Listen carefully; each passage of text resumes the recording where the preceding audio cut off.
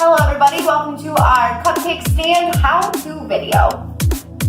We have lots of different styles. Each one comes with 3 tiers. The smaller one goes on the top and the largest on the bottom. Today we're going to use our cupcake stand. They do come with 2 parts to create the base. They just slide right together like that.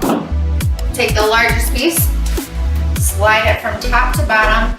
Now it does take a little bit of wiggling, but that is good, don't worry. That just means that it's gonna be nice and secure. Nobody wants any cupcake mishaps. Now we're just sliding the middle size down to its spot. And now the smallest one. These do come with instructions, but it really is easy as this. Then all you need is to bring in the cupcakes and start putting them on your cupcake stand.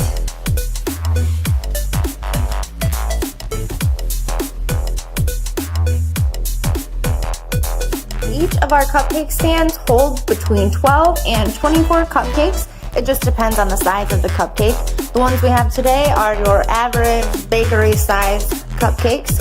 If you have any questions on how to assemble, let us know in the comments and enjoy your sweet treats.